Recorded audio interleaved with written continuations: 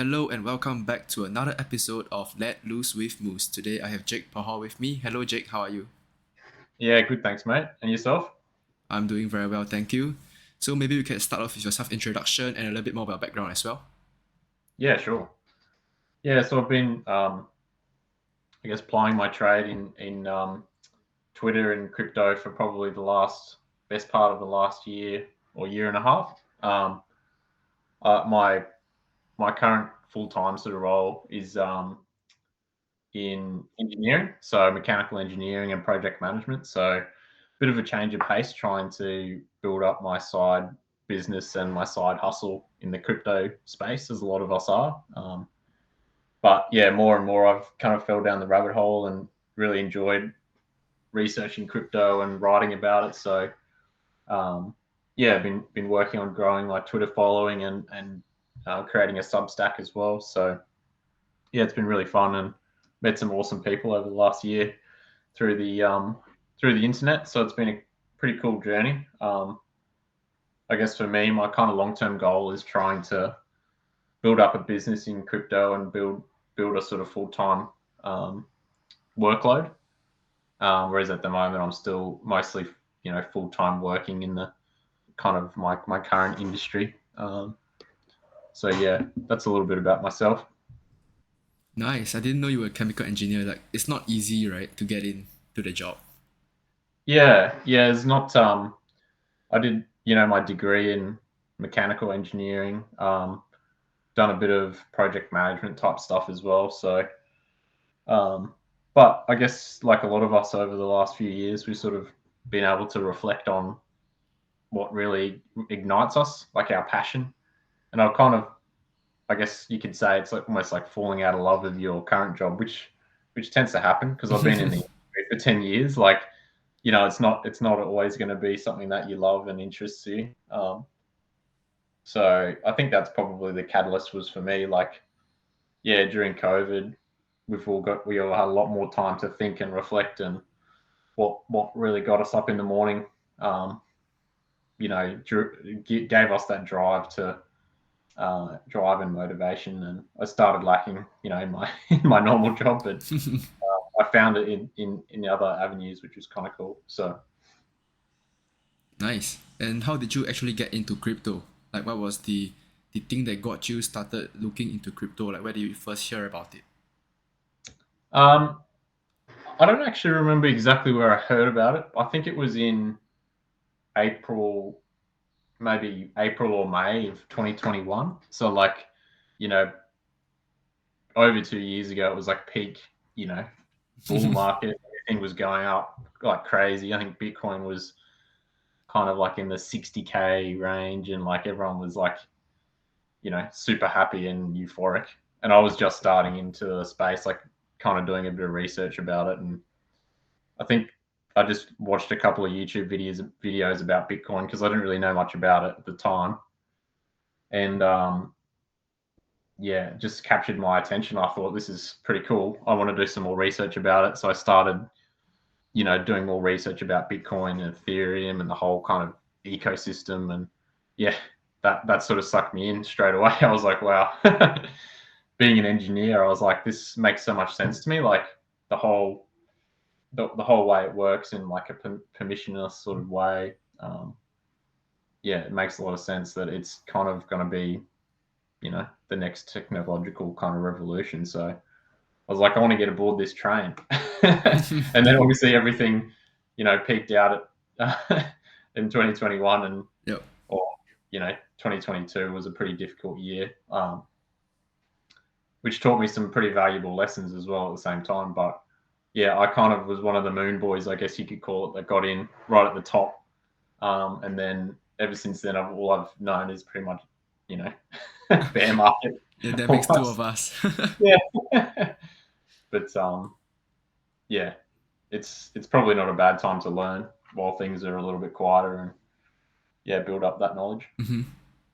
Yeah, it's really nice, man. Like there's been quite a few guests, like including myself as well, who are like from class of 2021.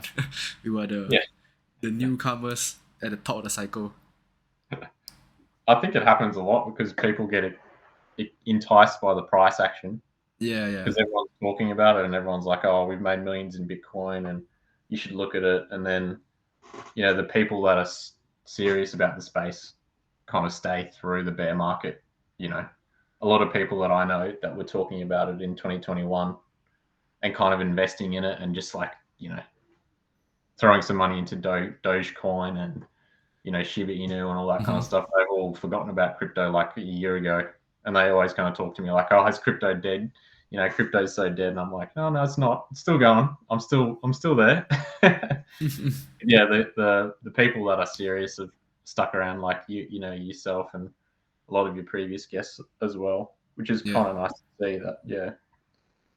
Right. And like, do you remember what was like your first chain for DeFi, or is it even the first protocol? Um, I reckon. Well, the first thing I bought was probably Bitcoin. I definitely was like a bit of Bitcoin, just playing around with it. Uh huh. I reckon the first kind of more degen type thing I did was like buying, like Wonderland, Ooh. back way back in the day. That would have been 2021, I think. Mm-hmm. The whole time thing and staking, and that was a complete disaster. And but it taught me a valuable lesson about tokenomics and inflation and stuff like that as well. Mm-hmm. And then also like strong block and all those kind of node projects. I was kind of getting obsessed with a lot of them. But that was also the same thing. It was right at the end of that cycle where everyone had already kind of made their money off it, and it was just dumping basically. So um, yeah, that was probably the first real degen Mm-hmm. trade that I got into, but it didn't turn out too well for me at the time. Yeah, yeah, right. And I mean, of course, it's been almost about 2 years now since the time that you got started, and obviously you have done a lot. You have been sharing a lot of your learnings as well on Twitter. So my next question to you is, how did you get to where you are like right now compared to 2 years ago when you first started in the crypto?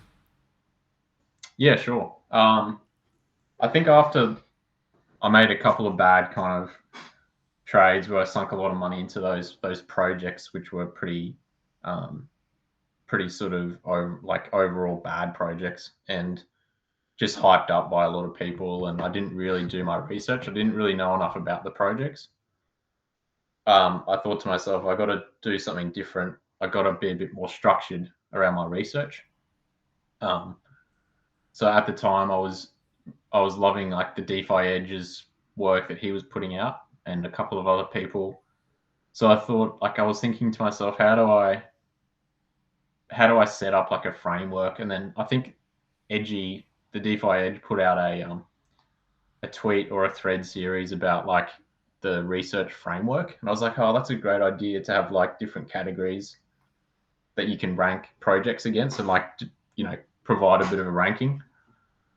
Mm-hmm. So I kind of had an idea. I was like, this is a great idea for like a series of threads where it's kind of a benefit for me and also a benefit for my followers, because I'll be doing my own research and then I'll also be publishing it for them, so they can save a bit of time, doing all of the gathering of intelligence. But yeah, so I came up with the DYOR sort of framework.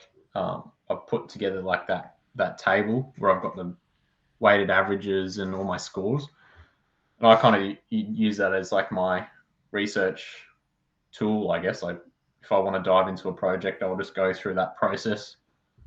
Look at the revenue, look at the tokenomics, look at the treasury, all that kind of stuff, use case, go through each one and kind of um, document my thoughts and my validation for the score. And then it kind of turned into, yeah, like the thread series, which I did, which was really successful. Mm-hmm. Yeah, I love it. And yeah, so that definitely helped me to be a better investor for sure, because I learned the lesson of not really knowing much about the projects before I kind of got into them. Whereas now I'm a lot more structured in the way that I think about researching and stuff, which is great. And yeah, definitely has helped a lot. And hopefully it helps others as well to help frame up the way they want to research. Yeah, totally. Right. And I mentioned this in the previous episode with Steven. I did mention that you did this framework. It's pretty cool because he mentioned that he has his own scorecard as well with different weightages. So I want to understand a bit more about your framework and how did you decide which factors to put in and the weightages to each factor. Could you talk a little bit about that? Yeah, so initially I took it. I think it was a DeFi Edge, the Edgy's thread. He had the categories, or 6 or 7 categories that he sort of put out, saying these are the top, or these are the kind of categories that you should look for when you do your own research. So I took that. I think I might have split one up into 2 different categories with tokenomics and locked value.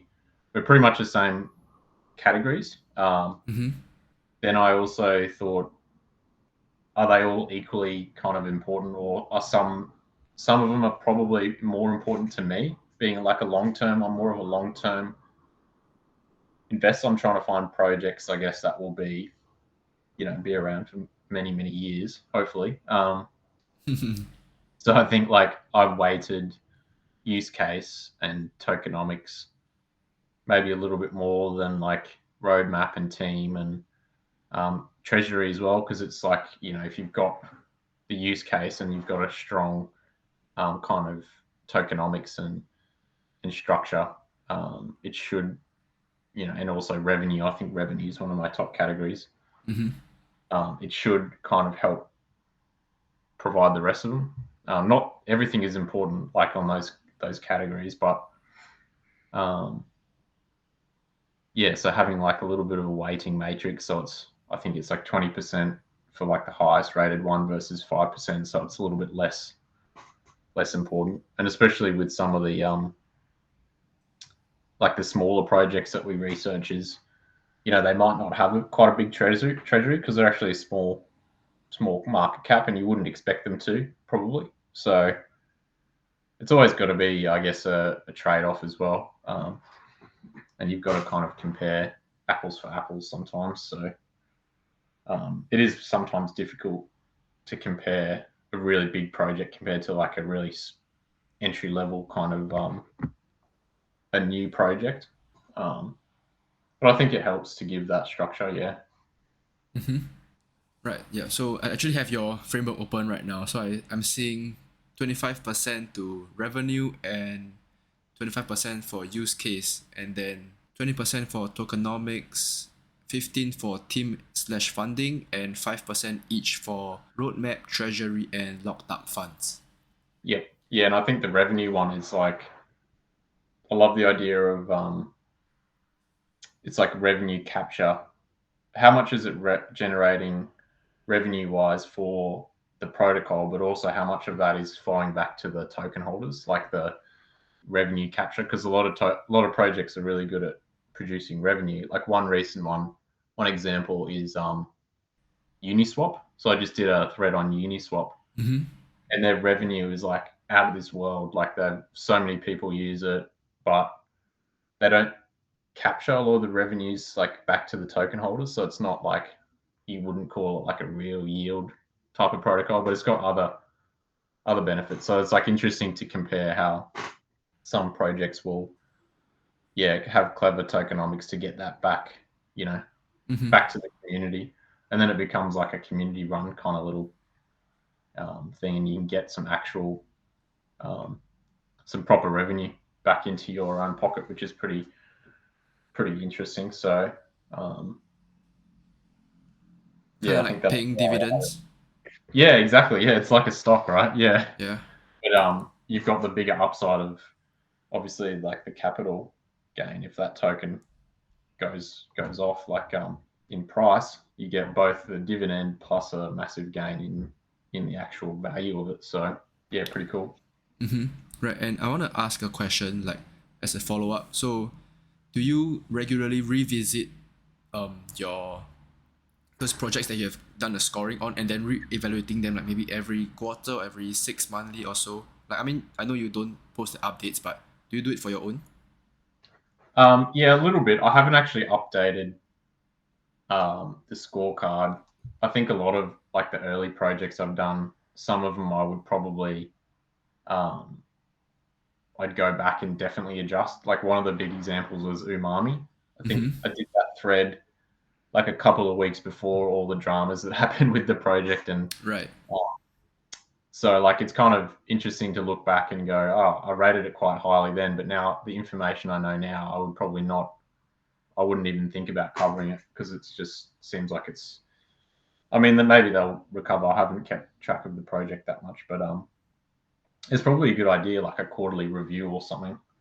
Mm-hmm. Um, what I was thinking of doing was actually doing like I guess an update to the list and going through each of them and sort of saying what's my current thinking around it, because it's yeah, a lot of the stuff I started covering at the end of last year, so there's a lot of stuff that's happened since then.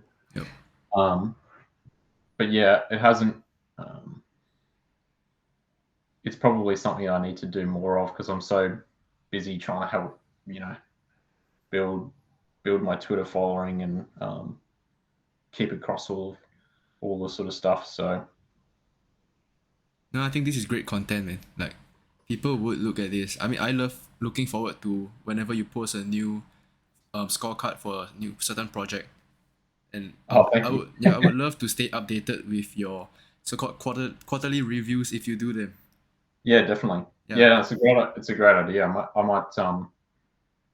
might do that. yeah, but Or we're coming up to mid year as well, so it's actually probably a good time to yeah, yeah. go But I mean, through. as time goes on, maybe it's not very scalable for you to be doing keeping track with all of them, man. Like, it's Yeah. gonna be too many. You have to pick a select few that you really really like. Yeah, and that's the thing. Like, I'm not all of those I'm actually invested in Mm-hmm. yet. So the ones that maybe I do get invested into, that's could provide like an update on Yeah, those. yeah. Why not? Right, and usually I will ask my guests like, what is their investing framework or their research process. So clearly you have this one already, but I would like to ask, is this like all that you use, or is there anything else that's in your research process that isn't included in your DYOR framework? I mean that it probably covers the majority. Mm-hmm. I guess the other the other thing that I use a lot of is is actually other people's Twitter and Substacks to try and get. I guess it's firstly trying to find the projects that people are talking about and all the ones that are providing interesting kind of use cases, and so it's sort of funneling it through Twitter and Substack, and then also then starting to dive into a bit of the data from DeFi Llama and Token Terminal and all that kind of stuff. Mm-hmm. But I largely try and follow, once I decide that I want to cover a project, I'll follow that same process each time. And there has been some suggestions definitely to add in additional categories, which I think are good as well, like around security and audits Mm-hmm. and that sort of stuff, because I think that's also important. So, and I think it's always good to review your process and see if there's any additional gaps that you need to cover as well. So that might be something as well that I look at incorporating some additional categories. But yeah, people might decide when they do their own framework, they can add in other things that they might think is more important as well. Um, I think a big one at the moment is actually like regulatory risk as well. Mm-hmm. That's quite a big factor. Maybe in the short to medium term. I think long term, it's probably not so much of an issue, but yeah, um, definitely like we've seen the SEC go after a lot of the layer one type tokens and other, Ethereum and Bitcoin seem to be safe, hopefully. um, but yeah, that's definitely something I guess that could be a factor to keep in mind. Yeah, but I think it's a bit hard to track that because like the news flips around in within like a week or 2 weeks, man. Right? Like Yeah, you're SEC right. is suing everyone this week, and then the next week BlackRock is filing for an ETF. So then, how would you evaluate your Yeah, scorecard if yeah, things flip so quickly, right? It's kind of hard to exactly. keep up. Yeah, and we And have no it's not idea what really they're doing. yeah, it's not like Yeah. a fundamental thing to the project. It's like it's more an external factor that they Mm-hmm. can't really control. Um, but yeah, now you make a good point around that. Like everyone seems to be doom and gloom one week. The SEC is coming down on everyone, and then next week, yeah, like you said, they're Yeah. potentially getting ETFs. Yeah, I mean, like not to say regulatory framework is not important or like it doesn't affect crypto projects because if it's gonna be outright banned in some way if they manage to do it and no one can buy anything or do any transaction, then of course we are fucked, right? But Yeah, I mean, it's not controllable on our end, and it's not very likely to happen in my opinion. But yeah, I guess it's not how should I say this? It's not a easy thing to keep up with to evaluate into like buying into a project or not. yeah, Like a good example that I think of right now is buying into like China stock market because the CCP, the government can just fine Tencent or Alibaba because of some reasons and they have to pay. And this will be at the expense of like shareholders, right? yeah. So this is one risk that people take into consideration when investing in the China market. Hmm. But I don't think this is as applicable into crypto space where we are kind of more, I would say, global in a sense, not just ruled by the SEC or like the American government, right? Like they don't have the final say in a sense. Yeah, Yeah.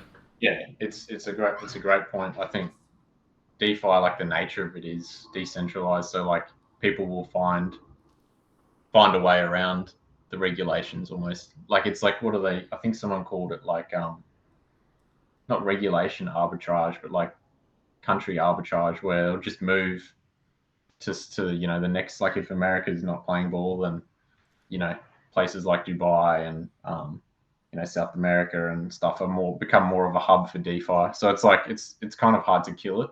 I Mm-hmm. think at the end of the day, like unless obviously the one way they can do it is centralized exchanges, the on ramps and off ramps. But people find a way, especially with through DeFi, and that's kind of the point.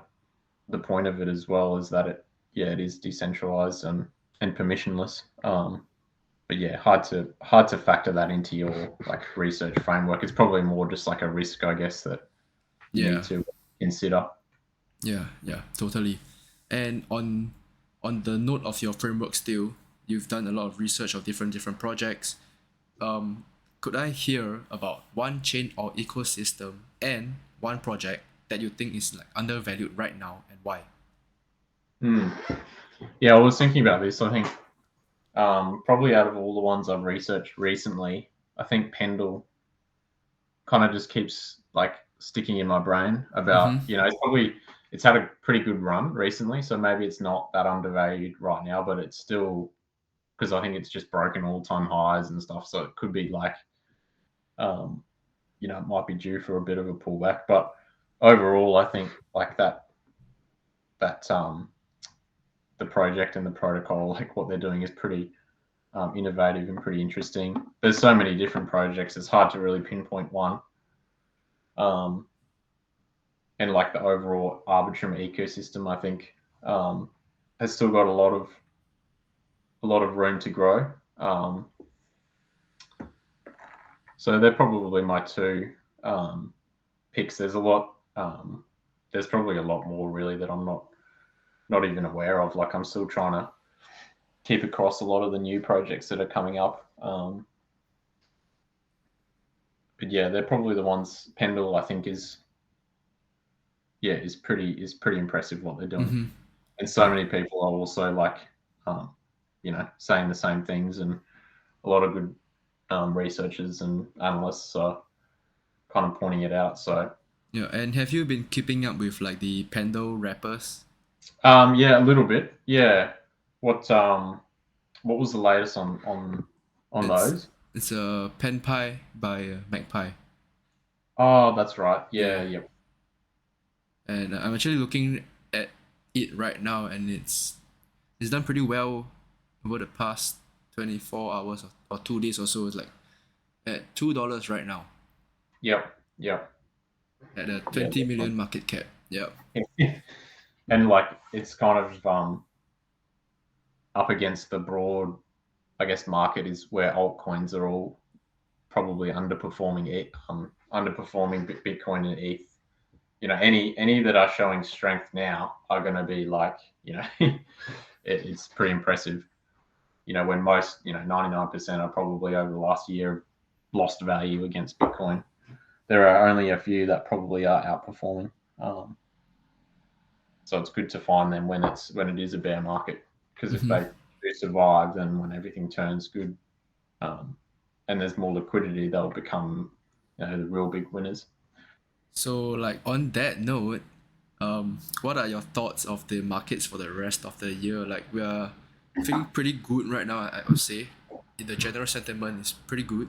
But Yep. do you think this will last for the second half of the year, going into halving next year, or what are your thoughts, man? Yeah, I'm pretty. I'm kind of. I'm a bit cautious for the rest of the year. I think. I think overall the main reason I'm cautious is probably just the macro outlook is still a bit uncertain. There's always the risk of the recession. I think like the yield curve being inverted, and then the high rates really probably haven't fully taken effect. Um, a lot of people I think will point out that the market will front run a lot of that as well, which has definitely seen is why we've seen this big rally, because the market is kind of, I think, looking forward and saying, well, eventually the Fed's going to have to capitulate and lower rates at some point because they can't really keep it up because of the debt expenses. So, but what happens between now and then, I'm not sure. I think like we'll probably end up, you know, trading in a range between now Mm-hmm. and halving. Like, I don't think we're out of the woods. I think there's definitely another pullback. Um, whether we go to the lows, I don't think. Like, I think we've definitely set like a bit of a higher base now.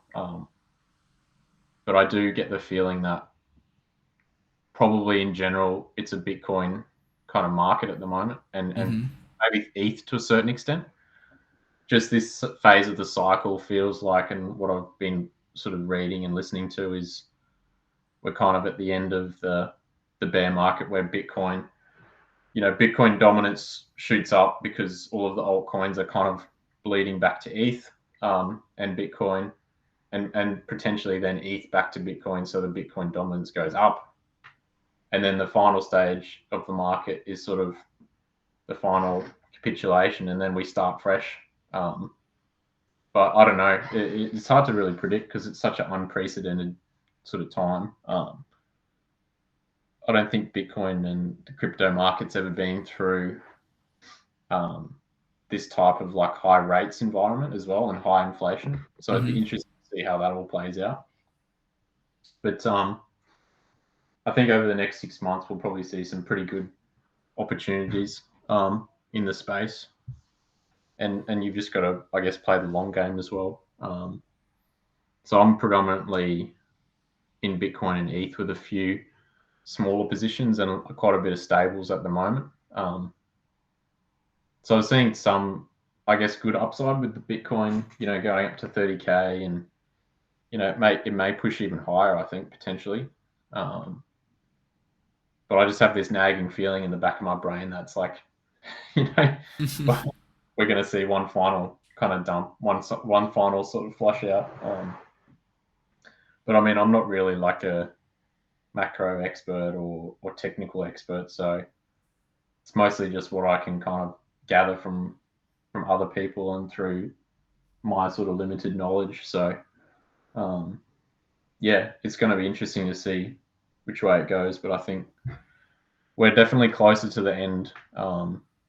So if people are sort of if we can just hang on a little bit more, I reckon we'll be pretty. 2024 and 2025 will be pretty good years. Mm-hmm. So if you take the long term view, now is a pretty good time to be, in crypto and being knowledgeable, understanding what narratives are coming up and what are the catalysts for the next bull market. And like, I mean, we've seen in the last 2 weeks that all the big TradFi companies are starting to get ETFs approved, and BlackRock, and it's just like that. Once that starts taking hold, it's going to be insane the amount of sort of volumes that'll be rushing in. But it'll take some time to work its way through. Right, and you mentioned that you still have a portion in stables. Could I ask, like, what's the percentage of that of your total portfolio?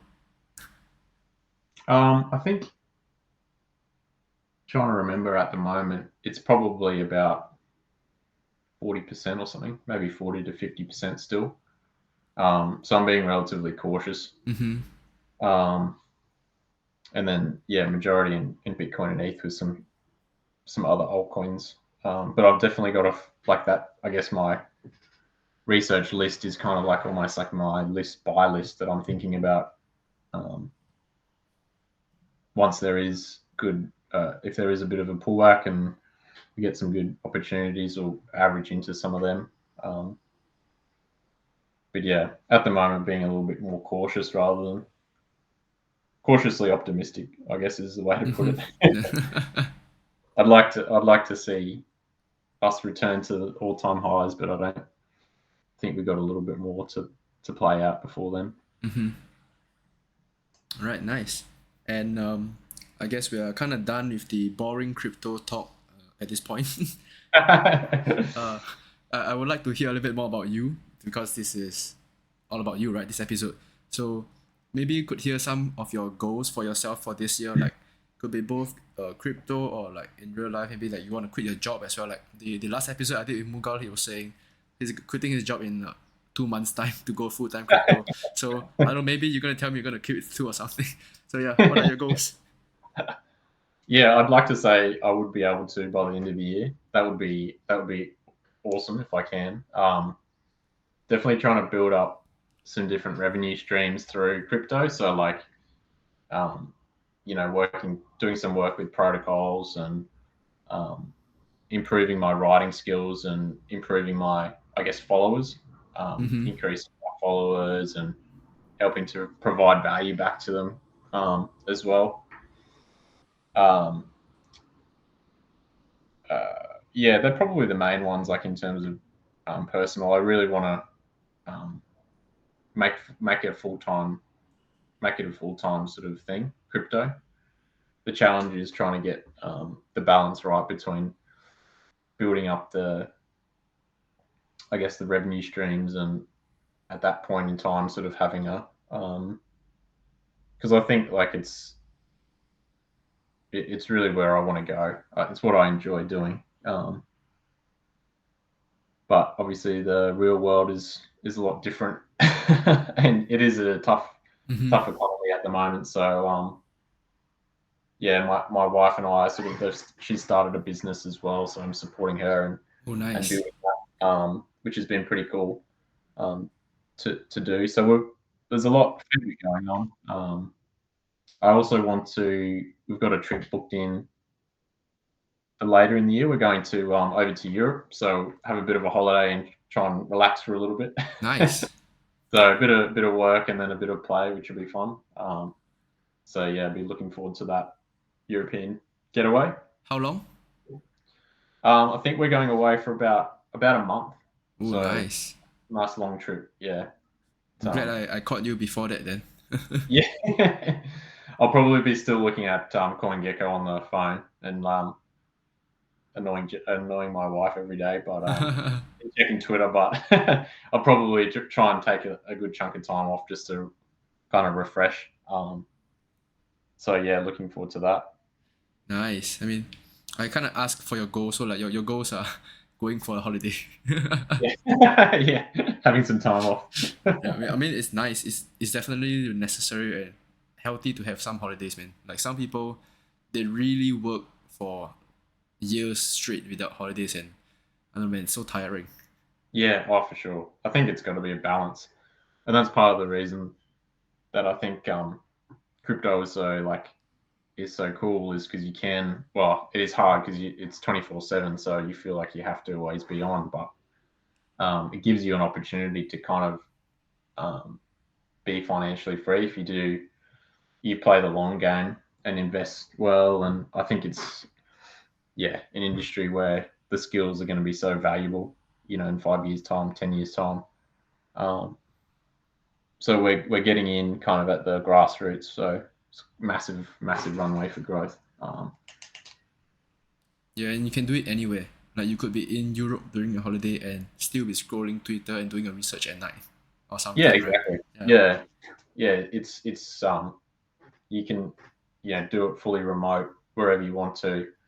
Um, give it a flexibility as well. Not having a boss to report to, and having to work in certain hours of the day and going into the office or whatever. So it's gives a flexibility that people love. Yeah, and they'll probably be in like a better time zone as well for timings wise. Yeah, yeah, Right. yeah. I know. Yeah, being in Australia is most people are in a completely different time zone, especially America, Europe. Yeah. But I think we're on a pretty similar time zone, aren't we? For like a couple of hours, which is good. But Yeah, but Asia time is pretty bad as well. Like flip opposite because you have some calls, like some community calls or whatever. They're at like 3 a.m., 4 a.m. my time, which is like maybe 6 a.m. for you. yeah, Right. still early. Yep.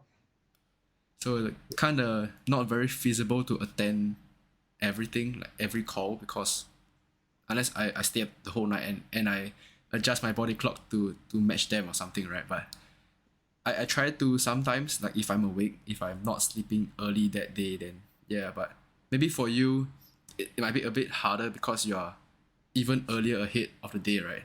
Than I Yeah. am. Yeah, definitely. Yeah, six a.m.'s. Yeah, well, Uh, not uh, too uh, bad. unless you're like the 5 a.m. club guy, are you? I don't know. No, definitely not. Not at the moment. I mean, I'd like to be probably, but it's in the middle of winter at the moment, so it's even harder to get Ooh, up there. But but it must be during summer, nice. yeah, it's not too bad because it's a little bit warmer and you feel like you can get up and sun's shining and stuff. But at the moment, when it's cold and dark, it's hard to get up early. Yeah, I know what you mean. Right, Yeah. and speaking of which, like, could you describe and share with us your daily routine? So clearly we know you don't start your day at 5 a.m., but let us know what you do with your day. Yeah, sure.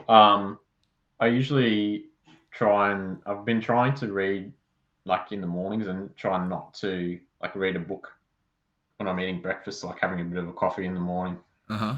rather than Nice. going straight onto Twitter.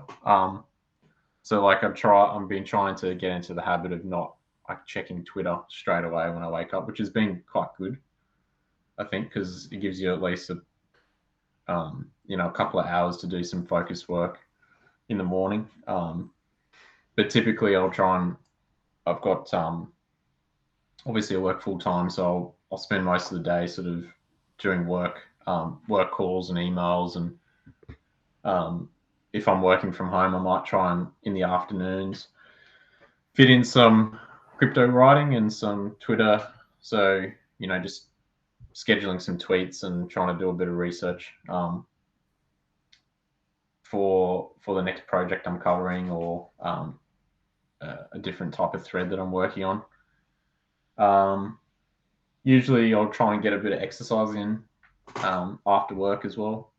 Go for a bit of a run or go to the gym or something, or walk the dog. The dog Mm-hmm. likes to go for a bit of a walk around the block every now and again. So it's always good to take him out and get some fresh air during the day as well. But yeah, that's it. No crazy like red light therapy or like you know injections or anything like some people I see on Twitter. I try and keep it fairly simple, but yeah, that's one thing I've been implementing. I read the like Atomic Habits book recently. Oh, nice. Really, I really good. I actually just Um, bought it, but haven't got around to reading it yet. yeah, pretty cool book. But like, yeah, definitely the waking up and um, not going on my phone straight away, because you do get sucked into a lot of stuff, and having a bit more discipline around that, and having set times where I will try and do most of my Twitter stuff so I don't get too distracted during the day. Um, but it's so hard to stay focused. I think in our day and age where like there's so many different I don't know, like I've got 10 or 12 different messaging apps that like Discord, Telegram, Twitter, like it's and yeah, I'm sure you know what it's like. You almost Yeah. need like a second person to look after all your messages and stuff. So um, yeah, it lets you get started during your day and have a bit of a fresh start to think. Um, write anything down that comes to mind. Read a book maybe, or stay away from the phone for a couple of hours at least. Nice. And like, what are some of your hobbies outside of your crypto and your work? Yeah, I like I play a bit of like indoor soccer, Ooh, okay. um, which is fun. I used to play like outdoor soccer, so I'm probably not too old. I'm maybe a little bit too old for outdoor soccer now. my my body's starting to get a little bit slower, but I still enjoy playing like a bit of indoor futsal with the mates on a Uh huh. Wednesday night. We kick the ball around, you know, um, have a bit of a match, and I also like working out, doing a bit of running, and I do want to do like another triathlon. Oh, you I did a did a triathlon. well, I did a team triathlon earlier in the year, so I did the swimming leg. Oh, okay, okay. Goals probably for like maybe next year or end of this year. I want to do like the full triathlon, which is kind of a bit daunting. But it's pretty damn cool, man. Yeah, it'd be pretty cool. I mean, I like the swim. The swim was fun, but yeah, that'll be something I'll try and work on, get back into shape again. Um, Another thing I really like doing, I haven't done it for a while, is scuba diving. So I love going for like a dive. I think the last time I went a couple of months ago up in North Queensland, it was awesome. So yeah, I try and every now and again go for a scuba dive, go and check out the fishies and the sharks and stuff. It's kind of gets you away from the whole like it's a completely different like world down there. So Yeah, it's almost kind of like you but forget about everything like when you go under the water. So it's a pretty cool experience to do it. yeah, it's so nice, man. But yeah, that's it really. I mean, yeah, just like to spend time with the family as well and friends, and try and enjoy life as well. Like, um, you know, like that's the point of Mm-hmm. why we work so hard, is to try and make the most of it and have fun with your friends, and you know meet new people, and have cool experiences and stuff like that. So yeah, definitely looking forward to like traveling and really seeing a different part of the world later this year as well. Well, I was just gonna say, like, you're so lucky to be able to go to scuba dive anywhere just near you, man. Yeah, yeah, it's yeah, we often don't. We probably take it for granted here in Australia that we have so much like water and so much ocean that we can explore. Because it's kind of just like something that I've always just grown up with, being close to the water and swimming and surfing and like going on the boat. It's a massive privilege, and we like that's why I love Australia so much. Is like there's just so much um, coastline, that beautiful coastline to explore. Um, yeah, it's definitely a privilege. Yeah, I wanted to say, like, I actually just went to Bali, right? Came back from Bali and we did snorkeling there. It's so nice. And I think I did it once in Australia as well, but it was like way, way back, maybe like 15 to 20 years ago, man. Oh When I, yeah, when I awesome. was really young, yeah. Yeah, no, Yeah. Bali's. Bali's a nice spot as well. Yeah, But yeah, totally love it. Like I love the water, man. I used to go for quite a bit of the water activities when I was back in school because I was doing a kind of relevant diploma with water related stuff. Yeah, so oh yeah, yeah, I oh did like maritime related studies back then. So oh cool, kind of have the water as a classroom sometimes, like yeah, at the sea. Yeah. So yeah, yeah. It's so a yeah, pretty cool classroom. really enjoyed that time. Really liked the water, and yeah, so lucky to be for you to be in Australia to go diving whenever you want to, man. Yeah, definitely. Right, Yeah, it's awesome. and like just one last question as we approach the end of this episode. Could you share with us your biggest takeaway from crypto? Biggest takeaway. Um,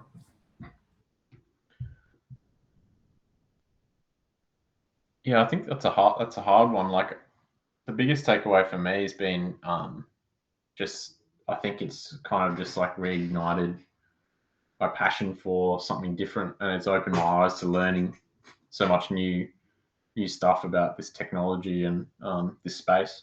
And it's got such a wide range of possibilities. Like if you're a marketer, or you're a software developer, or someone that does podcasts or media. Like there's so many different avenues that you can pursue.